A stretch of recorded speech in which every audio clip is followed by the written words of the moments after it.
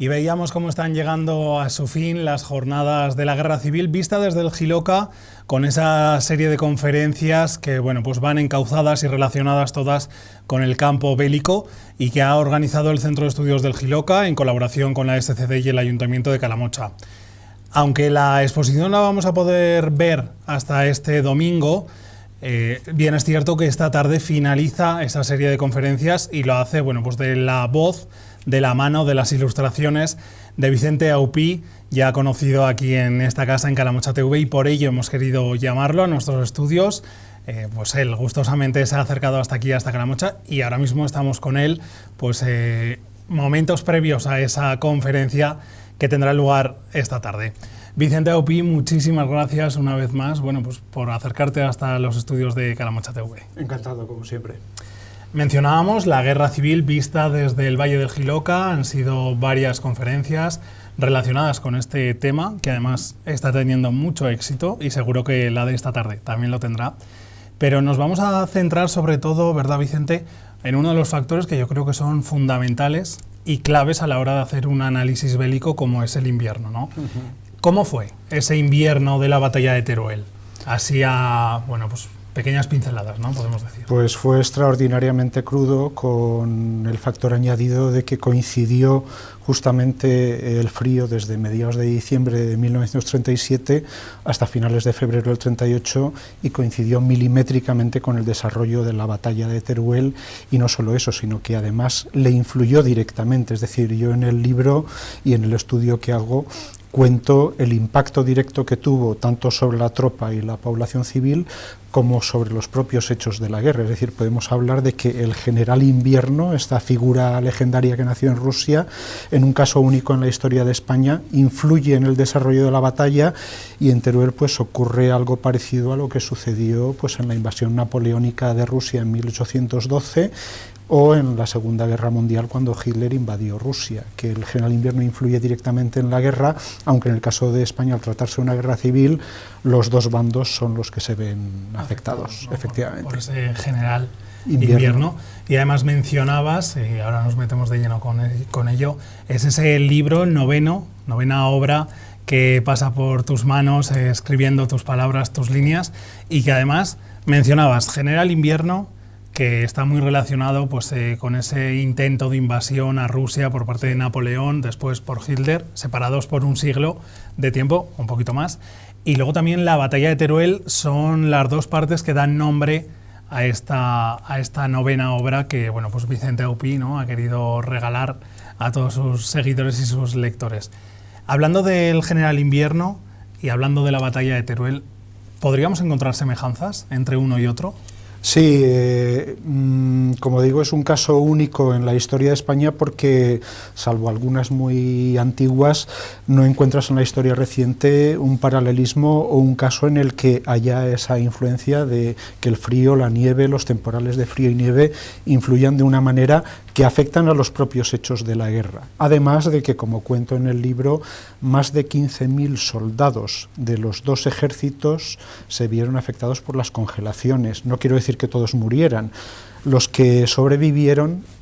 tuvieron que verse amputados en alguno de sus miembros. Por tanto, estamos hablando de un hecho sin precedentes que equipara la batalla de Teruel dentro de la Guerra Civil Española a lo que ocurrió durante la invasión napoleónica de Rusia, o luego en batallas como la de Stalingrado en la Segunda Guerra Mundial, en la que a Hitler le ocurrió más o menos lo mismo que a Napoleón más de un siglo antes, lo cual llama la atención. En el caso de la batalla de Teruel, hay que decir que los dos ejércitos enviaron a sus tropas sin el suficiente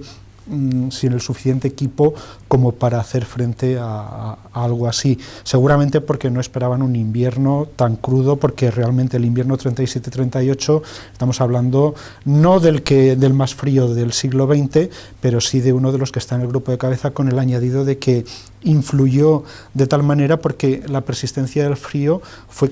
continua, es decir, estamos hablando de oleadas de aire polar sobre España y sobre la provincia de Teruel prácticamente desde mediados de diciembre hasta finales de febrero del 38, salvo un pequeño intervalo durante la segunda quincena de enero. Con lo cual, unos meses muy intensos, ¿no? Y además hablábamos de pues, congelaciones, amputaciones de miembros, al fin y al cabo, los que no fallecieron y se quedaron por el camino, pero para centrarnos todos un poquito, el primero yo y luego el resto de nuestros espectadores, ¿en qué temperaturas estaríamos hablando? ¿De qué grados? Porque bueno, pues claro, heladas más o menos sabemos por dónde conduce, pero para que sean de esas características y de esas magnitudes. Bueno, yo el problema de entrada que me encontré al abordar este estudio es que a causa de la guerra, en Calamocha entonces no había datos, en Teruel, en capital sí los había, pero el observatorio de Teruel se convirtió en cuartel, en depósito, en almacén, en muchas cosas menos en observatorio, con lo cual no había datos. La suerte ha sido que en Daroca sí que continuaron los datos durante ese periodo, durante la mayor parte de la guerra civil, y el periodo de diciembre del 37 a febrero del 38 está intacto y están todos los datos, y el clima de Daroca, de Calamocha y de la mayor parte de Teruel y su entorno es lo suficientemente parecido como para que podamos extrapolar las condiciones que se dieron. Entonces, gracias a los datos del Observatorio Centenario de Daroca, yo he hecho un estudio en el que extrapolo de alguna forma los datos, y bueno, Daroca tiene un perfil climático muy parecido al de Teruel, pero probablemente Teruel y Calamocha todavía son más fríos de Daroca, con lo cual podemos saber que lo mínimo que aconteció es lo que ocurrió en Daroca, con lo cual hay una semana, por ejemplo, la primera semana de enero del 38, que en Daroca no subió de los 0 grados ni a mediodía, salvo un pequeño momento en que hay un pico, sí, pero estuvieron bajo cero toda esa primera semana, y hay unos periodos de nevadas, y estamos hablando de uno de los inviernos más fríos de su serie climatológica. Entonces, yo en base a eso, pues tengo claro que en la zona de Teruel, en el Jiloca, y en la mayor parte del entorno donde se desarrolló la batalla de Teruel, estamos hablando de temperaturas de 20 a 25 grados bajo cero, y de muchos días en los que no se superaban los 0 grados. Y en cualquier caso, además de esa semana de 1938, que fue tan extrema, estamos hablando de una persistencia del frío que se da en diversas oleadas desde mediados de diciembre, cuando estalla la batalla de Teruel, hasta finales del 38. Y como digo, aparte del impacto directo sobre población y tropa, hay, que es lo que yo analizo, que influye directamente en la batalla, porque por ejemplo hay un día que para mí es apocalíptico, es la Nochevieja de 1937, las tropas republicanas ya tienen tomado prácticamente Teruel, y Franco está intentando de alguna forma rehacerse, y está a punto de recuperar el control de la capital, y a punto de que las tropas nacionales entren sobre Teruel, cuando una de las mayores nevadas que hubo en esa época pues paraliza todo. Sí, paraliza todo e impide que las tropas nacionales, junto a la oposición de las republicanas, pues lleguen a consumar su objetivo, y eso hace además que los los reductos nacionales que hay en ese momento sitiados sobre Teruel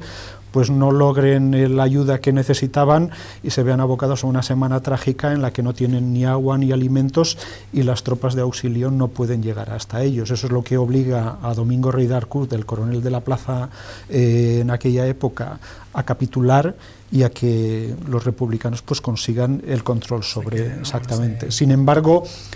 pese a que en teoría, como cuento en el libro, al principio el general Invierno es aliado de los republicanos, a la larga, con esa reiteración del frío, se vuelve aliado de Franco, y consigue un desgaste sobre la tropa republicana, porque hay que pensar que todas las noches, salvo raras excepciones, aunque durante el día en enero hizo buen tiempo, por la noche helaba, y eso cuando estás durmiendo al raso en la zona del Jiloca, en el entorno de Teruel, en la Muela, eso genera un impacto y un desgaste sobre las tropas republicanas que al final se vieron obligadas a rendirse. Eran heladas, como te decía Vicente, de las que hemos oído hablar a lo mejor los más jóvenes, bueno, pues a nuestras personas mayores, ¿no? A nuestros abuelos, de cara a lo que pasa ahora no son heladas comparadas a las de antes. Bueno, pues yo creo que claro ejemplo, ¿no? Nos estás trayendo esta tarde aquí a Calamocha Noticias por ese ejemplificar los menos 20 grados, que para entonces, bueno, pues ya son temperaturas bajas. Vicente, en cuanto a la recopilación de datos, como apuntábamos, bueno, pues Antes no teníamos las ventajas que tenemos ahora, no existía Internet, esa facilidad para acceder a archivos. Además, bueno, pues en este caso, donde se almacenaba, pues se convirtió en todo menos el uso principal que tenía ese observatorio y por lo tanto, pues se desconocían, se perdieron esos datos, los papeles. Ha sido dura la labor de documentación, investigación, recopilación, al fin y al cabo, de datos. Dura no, ha sido ardua y apasionante, porque a mí me gusta mucho el tema y sobre todo ha sido muy emocionante, porque además de los datos en sí están los testimonios, que es un factor muy importante para analizar el impacto. Nunca sabía yo al principio, hasta ver los datos, si esos testimonios mitificaban, había algo de mito, incluso de confusión sobre la realidad meteorológica que se vivió, pero conforme iba compaginando datos con testimonios veía que muchas cosas efectivamente concordaban. Y luego, una de las cosas que me gusta a mí del libro y que creo que es uno de los méritos es la colección fotográfica y, por ejemplo, la imagen de portada, que es de un fotógrafo poco conocido, que es, todo el mundo conoce a Robert Capa, pero yo hablo de muchos fotógrafos desconocidos en la Guerra Civil y en la Batalla de Teruel, como Walter Reuter, que es el autor de esta fotografía de portada, que para mí sintetiza perfectamente lo que fue la Batalla de Teruel, que vemos la capital nevada y esta columna de humo de un bombardeo, aquí las brigadas internacionales acudiendo. ¿Cómo iban además? Bueno, pues, esto es el batallón británico totalmente parapetado, lo cual nos da una idea de las condiciones que había. Y bueno, esto es en Teruel capital, pero en la zona del Jiloca, en Calamocha, había situaciones parecidas o peores, porque la mayor parte de las personas congeladas se dieron en la zona del Jiloca y en el entorno del Jiloca y sobre todo en la zona del cerco de Teruel, donde... Perdona, Vicente, sí. Hablando del Valle del Jiloca, bueno, pues sabemos que fue una zona importante, ya no por los conflictos bélicos como tal, sino porque era una zona estratégica, pues bien para ese armamento, bien para las tropas, tanto de acceso como de retén, ¿no? de tropas. Las temperaturas que se vivieron también eran tan bajas como las del propio Teruel, capital. Más bajas todavía, evidentemente. Yo estoy seguro de que en la zona de los llanos del Jiloca, hablo del sector por el que los nacionales hacían la mayor parte de sus ataques hacia la plaza de Teruel, pues entre 25 y 30 bajo cero directamente. Entonces son situaciones excepcionales y más en situaciones de guerra, porque yo cuando doy las charlas sobre este libro, sobre todo si las doy a alumnos de institutos, que he dado algunas y muestran mucho interés, les explico, imaginaros los hielos de algunas noches de invierno, o preguntarles a vuestros padres sobre las condiciones que hubo en diciembre de 2001, que fue una semana, la última semana de diciembre del 2001, que yo comparo con la primera del 38, fue excepcional y bajo cero en todo momento. Eso lo recuerda mucha gente y en ese momento digo, y a eso le tenéis que añadir que no tenéis un mendrugo de pan para comer y que no tenéis con qué abrigaros y que estáis durmiendo al raso, no en tu casa, sino a cielo abierto, en zonas en pleno campo. Por tanto, son situaciones excepcionales y muy propias para que se dieran muertes y congelaciones, porque había una desnutrición de la tropa, incluso de la población civil, que no tenía las condiciones para llevarse algo a la boca. Condiciones extremas, al final. Totalmente, y además, por ejemplo, uno de los testimonios que cuento relativos a Calamocha es el de Adolf Galland, que es uno de los aviadores más famosos de la Segunda Guerra Mundial y que previamente a la Segunda Guerra Mundial estuvo en la Guerra Civil Española en la Legión Cóndor, que ayudaba a las tropas de Franco, y que estuvo en el aeródromo de Calamocha, incluso fotos de Galland y del aeródromo de Calamocha, que pertenecen a la fototeca del Jiloca, que me las cedió muy amablemente, y el propio Adolf Galland, que es muy conocido, hablaba de las situaciones y hablaba de que todo se paralizaba por el frío, y hablaba de los 20 grados bajo cero que se registraron en aquellos días, y cuenta su experiencia personal diciendo que para él, que era alemán, no esperaba que en el sur de Europa, que en un sitio como España, se encontraran con eso. Y yo creo que eso les pasó tanto a los de la Legión Cóndor como a los brigadistas internacionales que llegaron hasta Teruel, y que, para que lo sepáis, y lo cuento, llamaban a Teruel el Polo Norte. El Polo Norte, además, lo había leído. Sí, lo llaman el Polo Norte, y las fotografías de los brigadistas internacionales de la zona de Teruel en la Universidad de Nueva York están clasificadas textualmente con ese epígrafe: Polo Norte, sector Teruel. Eso nos da una idea de la verdadera magnitud de la visión, ¿no?, que tenían desde fuera, no los vecinos de Francia, sino ya el resto de Europa, sí, y el resto muchos del mundo, eran americanos, ingleses, y venían desde diferentes puntos. Fue muy impactante para ellos vivir todo aquello, y un corresponsal como Herbert Matthews, que era el reportero del New York Times y que estuvo en Teruel, él decía que nada le impresionó tanto de esta batalla como el intenso frío y el mal tiempo que se vivió en la batalla de Teruel, y llegó a decir que para él era uno de los aspectos que los historiadores militares tenían que estudiar más. Qué curioso, ¿verdad, Vicente? Que cómo se fijan, bueno, pues en esas temperaturas que nadie se cree o se prevé que van a pasar, bueno, pues esos inviernos tan duros, y sobre todo, pues estamos hablando de casi 80 años que han pasado, y que por lo tanto las condiciones y las estaciones meteorológicas eran en su momento, sí, y no como ahora, que a lo mejor van un poco retrasadas. Volviendo a la ponencia, a la conferencia de esta tarde, y también volviendo al libro, un poco lo que vamos a poder escuchar, bueno, pues es parte, cierta noción de ese libro, que además lo que me llama la atención, pero para bien,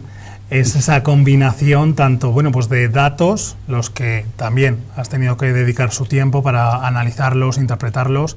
Contiene también muchísimas fotos de fotoperiodistas con mucho renombre, como puede ser Robert Capa o Randall. Harry Randall, Walter Reuter, el español Luis Vidal Corella. Por lo tanto, combina todo eso, pero es que además contiene esa parte humana que lo hace, bueno, pues mucho más cercano,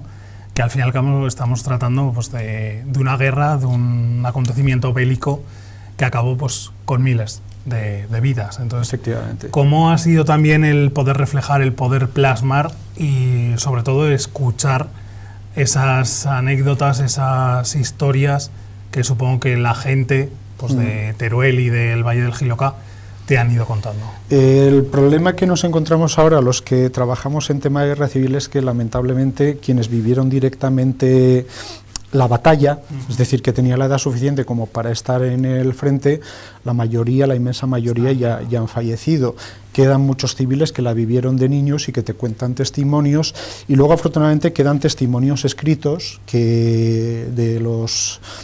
propios soldados, de los civiles. Y por ejemplo, yo, para sintetizar uno de los que más me gusta, es uno de los testimonios de uno de los soldados republicanos, que decía que su principal obsesión era no perder o que no le robaran su manta cuando estaba en la batalla de Teruel. Entonces, al final te das cuenta, y en muchas de las fotos el icono de la parte gráfica de la batalla de Teruel son los soldados de ambos bandos que van con su manta cruzada en bandolera, y al final te das cuenta que en el caso de la batalla de Teruel, por las condiciones que hubo aquel invierno, una manta era más importante para sobrevivir que un fusil. Eso lo resume todo. Es lo que te iba a comentar y hacer esa comparativa, que a lo mejor incluso, bueno, pues estaban más preocupados de no poseer esa manta, ¿no?, de perderla o que la robaran a alguien, a que, pues, no tuvieran un fusil o una arma con la que defenderse. Más o menos para defenderse, pues siempre tienen las manos, pero el frío congela las manos. Era el enemigo común de ambos bandos, así es. Luego hay otro grupo de la Brigada Navarra que cuentan, y lo reflejo en el libro, que dormían al raso y se ponían en grupo, pero tenían un problema, porque lo que hacían era tender algo en el suelo y luego se echaban las mantas encima. El problema era los que se quedaban en los extremos, porque los que estaban en el centro tendían a arroparse y al estirar dejaban descubiertos a los de los extremos, o al moverse. Entonces cuenta uno de los soldados que al final cogían la suficiente coordinación y sincronización que, para evitar que se congelaran los de los extremos, a la hora de cambiar de posición se movían todos al mismo tiempo. O sea, pequeños trucos, ¿no?, y pequeñas manías ya que van cogiendo para intentar bueno, pues también ayudar al compañero porque todos se encuentran en la misma situación, están en el mismo barco. Correcto. Y tienen que remar hacia la misma dirección. Suena gracioso, pero hay que ponerlo en aquella época, en el sitio, con la tragedia de la guerra y de la batalla de Teruel, y es trágico. Claro, sacado de contexto a lo mejor y trayéndolo a nuestra época, pues bueno, pues es una anécdota un poco, incluso podemos decir, divertida para escucharla, pero claro, en su momento pues ellos lo pasaron muy mal, y además, como bien apuntabas durante toda la entrevista, Vicente, fue a ambos bandos del conflicto, no fue, bueno, pues como pasaba en Rusia, ¿no? Esos intentos fallidos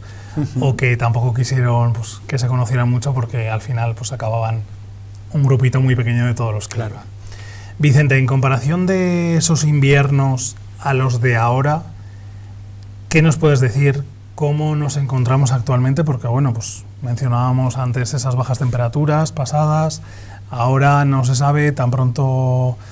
en otoño tenemos un día muy soleado, como tenemos un día de lo que venía siendo antes otoño. Sí. ¿Cómo son ahora los inviernos? Parece evidente que tenemos una etapa en la que de unos años a esta parte, pues los inviernos, el pasado por ejemplo, pues fue anormalmente cálido, y hay un cambio evidente. Ahí la razón, pues bueno, ahí están todos los estudios, puede haber matices, pero sí que es cierto que en aquella época, esto estamos hablando de finales de los años 30, luego hay una etapa que yo trato en mi libro, El Triángulo de Hielo, de los años 40, 50, 60 y 70, que en la zona de aquí de Teruel se da una conjunción de oleadas de frío que pues nos hablan de otra época diferente. Ahora, antes lo comentaba, antes de venir al estudio, que pueden volver a haber 20 bajo cero, incluso 30 bajo cero cualquier día, pero está claro que el intervalo entre episodios es mayor en este momento que en una etapa anterior, a mediados del siglo XX. Por ejemplo, la última vez que se alcanzaron los 20 bajo cero en la zona del Jiloca fue en el año 2001, hace justo 15 años, por tanto ya estamos hablando de un intervalo de 15 años. Sí, probablemente el clima ha cambiado, y en aquella época pues había una mayor frecuencia de este tipo de episodios. En cualquier caso, yo siempre digo, porque en las charlas, cuando presentas el libro, el clima de Teruel, de Calamocha, se suele mitificar, y mucha gente entiende que se trata de algo constante, y yo siempre digo que el clima de Teruel, las temperaturas de 15-20 bajo cero, tanto entonces como ahora, se dan a intervalos y no ocurren todos los años, y que el clima de Teruel es mucho más sano y benigno de lo que parece, por un aspecto muy llamativo, que es que hay mucho contraste entre, tanto en verano, en primavera y en otoño, como en invierno, entre las temperaturas nocturnas y las diurnas. Y yo siempre explico que en Teruel, cuando hay niebla, o en Calamocha, a las 11 de la mañana ha levantado, mientras que en otras zonas de España se pueden tirar una semana con esa niebla, con lo cual tenemos la suerte de que aquí, aunque haga mucho frío por la noche, que es cierto, por el día lo habitual y lo frecuente, aunque tengamos días de cierzo que sean muy adversos, pero lo normal en invierno es que tú, un día normal, tengas el sol, y a mediodía, a la 1 o a las 2 de la tarde, estés a 8, 10 o 12 grados sobre cero, aunque por la noche estés a 4 o 5 bajo cero. Por tanto, son condiciones que hay que cogerlas y que desmitifican de alguna forma ese San Benito de que Teruel tiene un clima adverso. Es cierto que la gente, a lo mejor de fuera, y ya no hablemos de fuera de Aragón, sino incluso, bueno, pues gente de Zaragoza, de Huesca,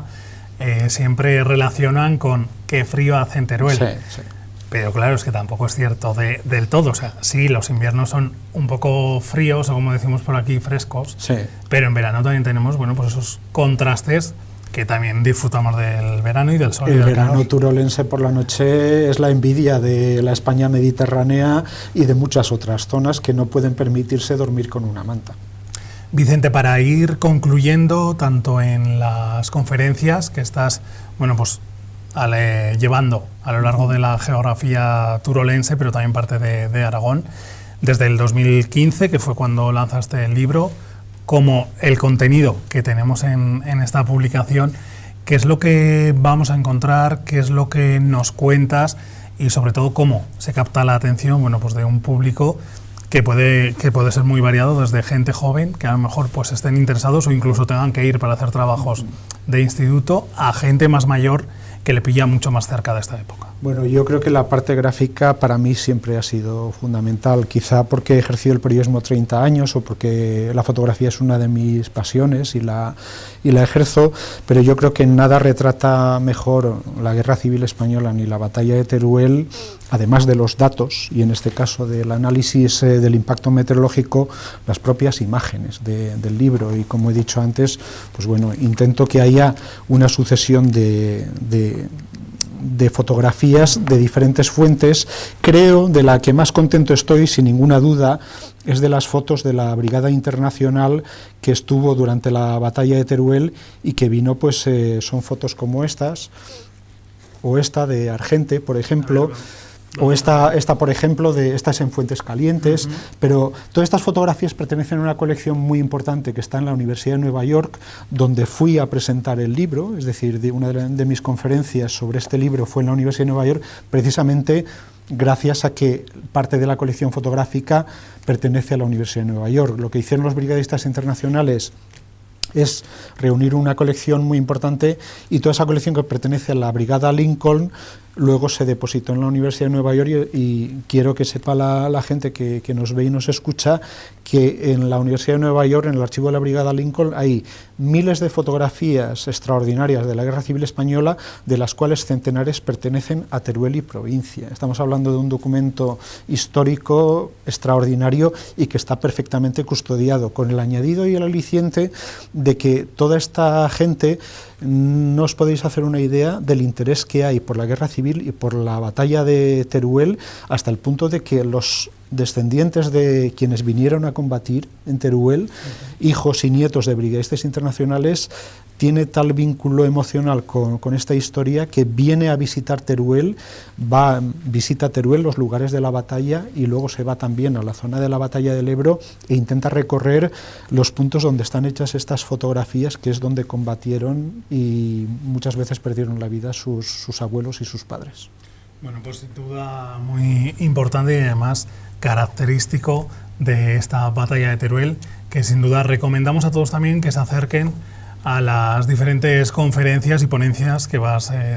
realizando y también, bueno, pues que le echen un vistazo al libro, que seguro que sacan mucha información, pero también esa parte humana. Vicente Aupi, te vamos a dar las gracias una vez más por estar aquí con nosotros esta tarde en el Calamocha Noticias. Ya sabes, estos estudios están abiertos para cuando quieras visitarnos.